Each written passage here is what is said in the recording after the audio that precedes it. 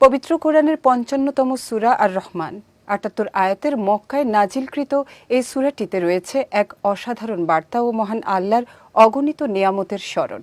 ফাবি আইয়ি আলা ই রাব্বি কুমা তুকাজ্জিবান। এই আয়াতটি ৩১ বার পুনরাবৃত্তির মাধ্যমে মানুষ ও জিন জাতিকে আল্লাহর অনুগ্রহের কথা স্মরণ করিয়ে দেয়া হয়েছে। বিস্তারিত জানাচ্ছেন নুসরাত আহমেদ। সূরা আর রহমানকে বলা হয় কোরআনের অলংকার। এতে একদিকে যেমন আল্লাহর সৃষ্টি ও নিয়ামতের বিবরণ রয়েছে, তেমনি রয়েছে তার অসীম দয়ার চিত্রায়ন। এই সূরা এমনভাবে নাজিল হয়েছে যা শুধু মানুষের নয়, জিনদের হৃদয়েও দোলা দিয়েছিল। হাদিসে বর্ণিত আছে, রাসূলুল্লাহ সাল্লাল্লাহু আলাইহি ওয়াসাল্লাম একবার সাহাবীদের সামনে সম্পূর্ণ সূরাটি তেলাওয়াত করেন, কিন্তু তারা ছিলেন নিশ্চুপ। তিনি বলেন, আমি এই সূরা জিনদের সামনে পাঠ করেছিলাম। যখনই আমি তেলাওয়াত করছি, তোমরা জিন ও মানুষ নিজেদের প্রভুর কোন নিয়ামতকে মিথ্যা প্রতিপন্ন করবে?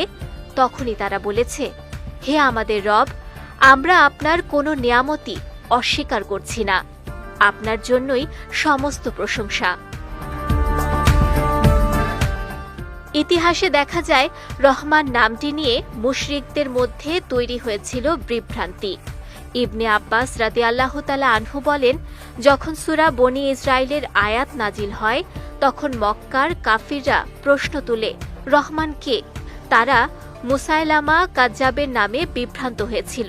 তখনই আল্লাহ তাআলা নাজিল করেন সূরা আর রহমান, এক মহান সত্তার পরিচয় ও তার নিয়ামতের স্বীকৃতি হিসেবে।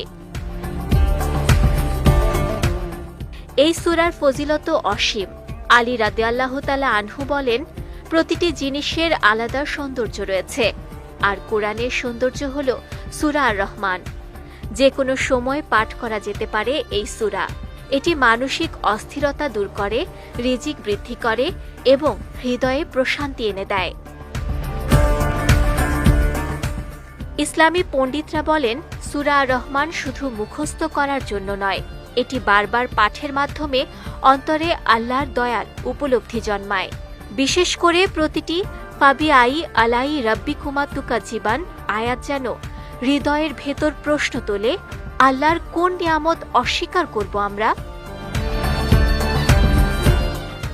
মহান রবের অসীম দয়ার নিদর্শন বহনকারী এই সূরা যেন আমাদের মনে কৃতজ্ঞতা, তাওহীদের দৃঢ়তা এবং আল্লাহর প্রতি ভালোবাসা জাগিয়ে তোলে। নুসরাত আহমেদ, বিজয় টিভি।